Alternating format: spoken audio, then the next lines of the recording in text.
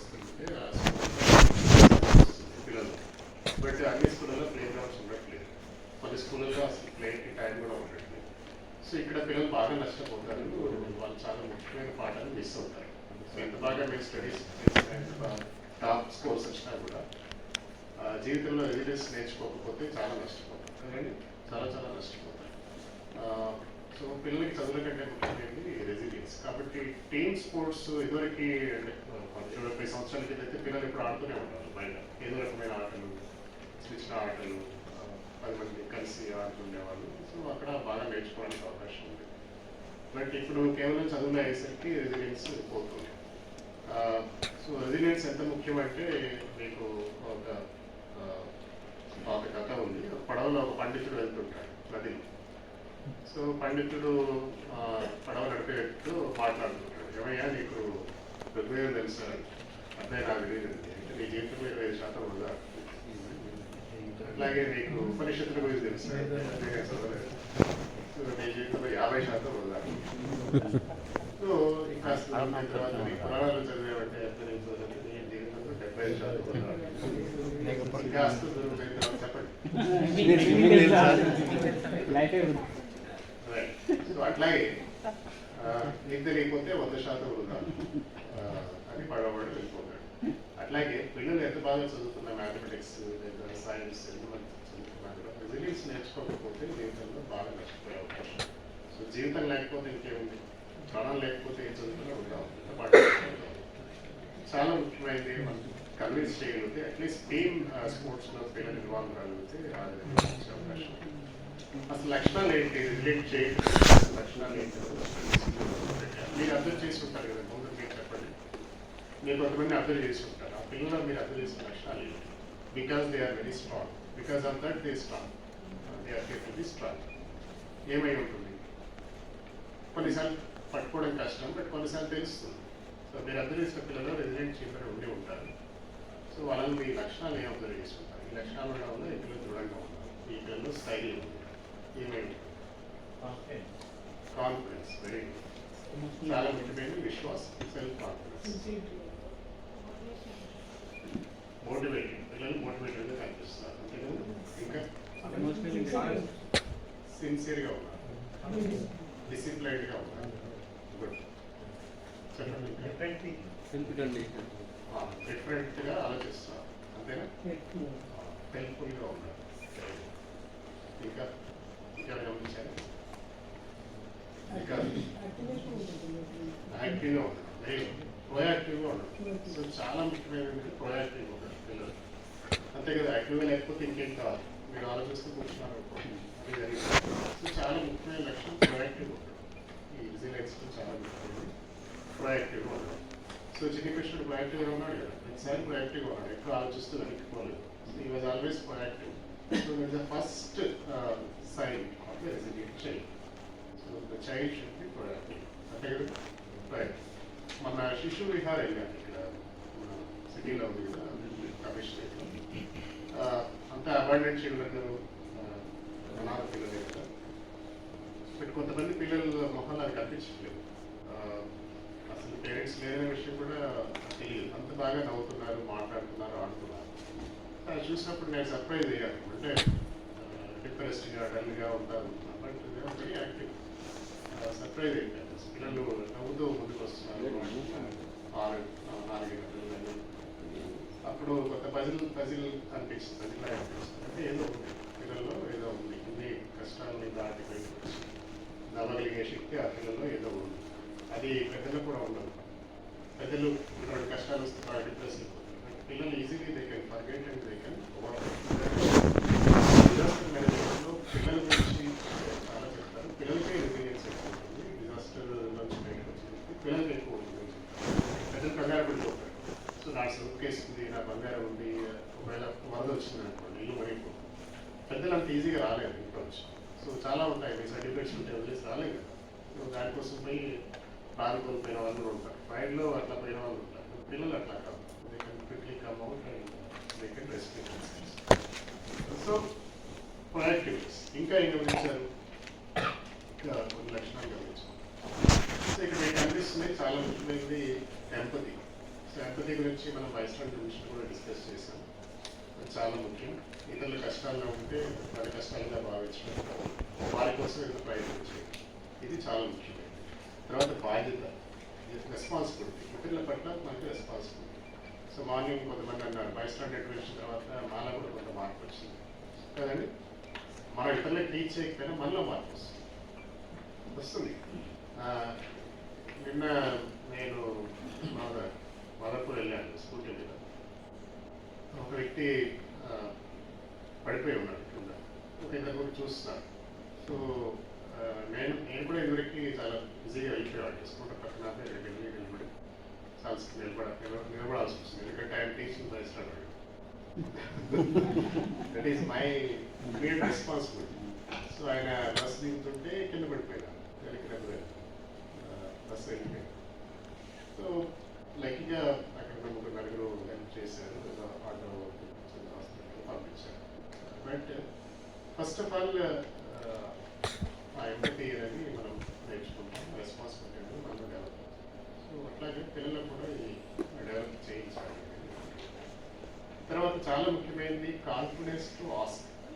So చాలా ముఖ్యమైనది ఏంటంటే హెల్ప్ అడిగే కాన్ఫిడెన్స్ పిల్లలు రావాలి. పిల్లలు సిగ్గుపడతారు, భయపడతారు, అడగడానికి హెల్ప్ పెద్దలతో పాటు పిల్లలు కూడా భయపడతారు, సిగ్గుపడతారు.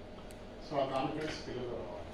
సో హెల్ప్ అడగడం కూడా ఒక కాన్ఫిడెంట్ పిల్లల్లో ఉండే లక్ష్యం. సో చాలా ముఖ్యమైన లక్ష్యం ఏంటంటే ఎంపతితో పాటు కాన్ఫిడెన్స్ టు సీక్ హెల్ప్. తర్వాత ఇంకా ప్రొయాక్టివ్నెస్ చాలా ఉంటుంది. ఇంకోటి చాలా ముఖ్యమైన రిలేషన్షిప్స్. సో ఒక నలుగురితో రిలేషన్షిప్ పెట్టుకోవడం, సో ఎవరో ఒక టీచర్తో రిలేషన్షిప్ పెట్టుకోవడం, ఏదో ఒక పెద్దలతో మనం స్ట్రాంగ్ రిలేషన్ బాండింగ్ ఉండడం కూడా రెసిడెంట్ చేయడం ముఖ్య లక్షణం. ఇంకా లిస్ట్ ఉంటుంది, బట్ మనకి కనిపించిన కొన్ని లక్షణాలు పెట్టేది రేట్. సో ఇవి కాకుండా ఇంకేమైనా ఉండొచ్చా? రెసిడెంట్ చేయడం, స్ట్రాంగ్ చేయడం ఉన్న లక్షణాలు ఇంకేమైనా ఉండొచ్చా? వెరీ సో పార్టిసిపేషన్ అనేది చాలా ముఖ్యం. దాన్ని వెళ్ళి పార్టిసిపేట్ చేయాలి. ఇంకా ఏమేమి? బ్రేవ్నెస్, బ్రేవ్నెస్, ధైర్యం. సో బ్రేవరీ కూడా చాలా. సో ఒకసారి ఆలోచించండి, ఇంకేమైనా యాడ్ చేయండి. బట్ మనకి కావాల్సింది ఏంటంటే ఇక్కడ టీచ్ చేయడానికి ఒక పెద్ద ఛాలెంజ్ అంటే పిల్లలంతా ఒక గ్రూప్ కాదు. మన చట్టాల ప్రకారం పిల్లలంటే 18 years వాళ్ళంతా పిల్లలు. బట్ 17 years అమ్మాయికి 5 years అబ్బాయికి చాలా తేడా ఉంది కదండి. 5 years పిల్లలకి చెప్పే విధానం వేరే ఉంటుంది, 16-17 years పిల్లలకి చెప్పే విధానం వేరే ఉంటుంది. సో ఏజ్ అప్రోప్రియేట్ టెక్నిక్స్ మనం డెవలప్ చేయాల్సిన అవసరం అవుతుంది. స్టిల్ స్టడీస్ జరుగుతున్నాయి, but we need to think up. But నేను చెప్పినట్టుగా ఎక్స్పీరియన్స్ కౌంట్స్, కొంతమంది ఎక్స్పీరియన్స్ కూడా ఉపయోగపడుతుంది. బట్ చాలా ముఖ్యమైనది చిల్డ్రన్ బుక్స్. సో ఇంతకుముందు చెప్పాను కదా, ఇంతకుముందు అయితే చందమామ ఇట్లాంటివి చదివేవాళ్ళం. దాంట్లో తప్పనిసరిగా నేను చెప్పినట్టుగా బ్రేవ్ చిల్డ్రన్ స్టోరీస్ చదివేవాళ్ళం, యాక్చువల్ స్టోరీస్. సో ఇప్పుడు దొరకట్లేదు, చాలా కష్టం మీద దొరికాయి. సో ఇది winners of nation bravery award, ఇది అమెజాన్లో వెతికితే దొరికింది. అది కూడా స్టాక్ లేదు, ఇది ఒకటి. తర్వాత అయితే గీతా ప్రెస్ మీకు తెలిసే ఉంటుంది. గీతా ప్రెస్ ఇది చాలా తక్కువ రేట్లో భగవద్గీత లాంటి పుస్తకాలు పబ్లిష్ చేస్తారు. 10 రూపాయల పుస్తకాలు ఉంటాయి. సో వాళ్ళు మంచి పని చేశారు ఏంటంటే దయ, పరోపకార గుణాలు కదా బాధపడతారు. సో ఇందులో అందరూ పిల్లలు, ఇతరులకి హెల్ప్ చేసిన పిల్లలు, చాలా మంచి స్టోరీస్ ఉన్నాయి. అంటే మీరు రైలులో వస్తున్నారు కదా, చాలా మంది ట్రైన్లో వచ్చి ఉంటారు కదా, మీరు నెక్స్ట్ రైల్వే స్టేషన్కి వెళ్ళినప్పుడు ఈ పుస్తకం కొనండి, చాలా తక్కువ 15 రూపాయలు. వాళ్ళకి ఒక మాట చెప్పండి, ఈ పుస్తకం చాలా బాగుంది అంటే వాళ్ళు ఇంకా కొన్ని కాపీలు పబ్లిష్ చేస్తారు. You should appreciate. తర్వాత నేతి నిజాయితీ కదా పిల్లలు, ఇట్లా ఇంకొక పుస్తకం నేను మిస్ అయ్యాను, ఇది ఇట్లాగే ఉంటుంది. సో ఇందులో అంతా కూడా పిల్లలు అడ్వర్సిటీలో ఎట్లా ప్రైజ్ అయ్యారు, వాటిలో ఎట్లా బయటకు వచ్చారు, ఇతరులకి తమను తాము రక్షించుకోవడం కాకుండా ఇతరులను ఎట్లా రక్షించారు. దాదాపు ఇండిపెండెన్స్ మూవ్మెంట్ నుంచి ఉన్నాయి స్టోరీస్. సర్ప్రైజ్ మంచి కలెక్షన్స్, గుడ్ కలెక్షన్ తెలుగులో. So we're trying to publish. ఈ ప్రాజెక్ట్లో భాగంగా నేను కూడా పబ్లిష్ చేయాలనుకుంటున్నాను ఇట్లాంటి స్టోరీస్. అట్లాంటివి చెప్పగలిగితే we will improve. So last బ్యాచ్లో మాకు 2 స్టోరీస్ చెప్పారు. ఒక టీసీపీఓ వాళ్ళ పిల్లల స్టోరీ చెప్పినారు. చిన్న పాప, ఇంకొక తమ్ముడు చిన్న నీటి గుట్లో పడిపోతే తను వెంటనే ఇంట్లోకి వెళ్ళి పెద్దవాళ్ళు తీసుకొచ్చి పాపం దర్శించారు. అది కుటుంబ సహాయం చెప్పారు. Interesting sharing example, live example. So అట్లాంటివి ఏమంటే ట్రై టు ఇంక్లూడ్. ఇది చాలా బాగా ఉపయోగపడుతుంది. పిల్లలు ఆ పుస్తకాలు చదివినప్పుడు నిజంగా పిల్లలకి ఒక పెద్ద ఇన్స్పిరేషన్ కలుగుతుంది. పంచతంత్ర బుక్స్ బాగుంటుంది. పంచతంత్ర ఓకే, పంచతంత్రాలు ఎక్కువగా జంతువులు ఉంటాయి. ఇది లైవ్ స్టోరీస్ అంటే పిల్లలే ఉండాలి. నా ఎక్స్పీరియన్స్ ఏంటంటే నేను చదివిన పుస్తకాలు ఈ స్టోరీస్ నాకు ఎక్కువ గుర్తుండిపోయాయి. అంటే మన తోటి పిల్లలే ఇట్లా కాపాడారు కదా ఒక 10 మందిని, మనం కూడా చేయొచ్చు. ఇప్పుడు ఎవరి చైల్డ్ మేము పంపించినాం సార్, రాలేదు. మంచి స్టోరీ ఉంది మాది. సంగారెడ్డి అప్లై చేసాం కానీ ఇంతకంటే ఎక్కువ బ్రేవరీ ఇచ్చిన చైల్డ్ సెంట్రల్ గవర్నమెంట్ లో బ్రేవరీ అవార్డ్స్ తగ్గించారు. అవును, ఒకటే అవార్డు ఇస్తున్నారు. ఒకటే ఒక అవార్డు ఇస్తారు. అన్ఫార్చునేట్గా మొత్తం 10 అవార్డ్స్ 9 వేరే టాపిక్స్ ఉన్నాయి. సైన్స్ లో, స్పోర్ట్స్ లో ఇస్తున్నాం. బ్రేవరీకి ఒకటే అవార్డు ఇస్తారు. మా కలెక్టర్ గారు మాట్లాడితే కూడా కాబట్టి ఒకటే అంటారా, ఒకటి కూడా మహారాష్ట్ర పైకి. అవును సార్, అది సేమ్ ఆ పద్ధతిని మా ఊరు కంటెంట్ చేస్తున్నారు. బట్ నా ఉద్దేశంలో ఒక ఎన్జిఓ ఉందండి, ప్రైవేట్ ఎన్జిఓ, అది వాళ్ళు ఒక 50 అవార్డ్స్ ఇస్తారు. దాన్ని ట్రై చేయండి, అది చూపిస్తాను. అప్లై చేయాలి. వాళ్ళకి 50 ఇస్తున్నారు. అట్లా ఇవ్వాలి. వాళ్ళకి ఎన్నో మెయిల్స్ పెట్టారు. వాళ్ళు రిటర్న్స్ ఇవ్వలేదు. గవర్నమెంట్ కాదు, ఎన్జిఓ కాబట్టి అడగలేకపోయారు. ఆర్టీఐలు కూడా అడగలేకపోయారు. బట్ పబ్లిష్ అయితే చేశారు. న్యూస్ పేపర్లో కొంతమంది స్టోరీస్ ఇచ్చారు. బట్ 50 మంది పిల్లల స్టోరీస్ కావాలని మెయిల్స్ పెట్టారు.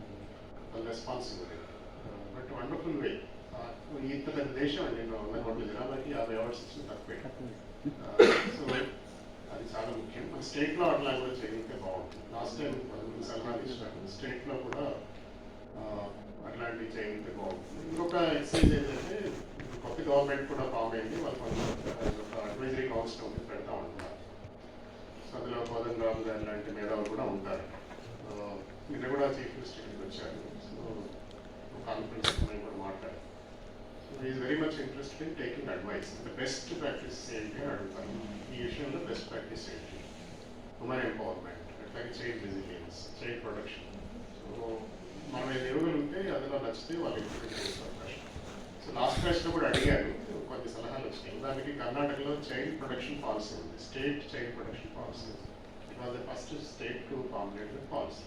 సో అలాంటి పాలసీ చేసామంటే మేము పిల్లలు కూడా ఇంపార్టెన్స్ ఇస్తున్నాం. చాలా గవర్నమెంట్స్ పిల్లలకి ఇంపార్టెన్స్ ఇవ్వవు. ఎందుకు? సింపుల్. వాళ్ళ ప్రెజర్ గ్రూప్ కాదు. వాళ్ళు ఏం చేసినా పర్వాలేదు. ప్రెజర్ గ్రూప్ అయితే భయపడాలి.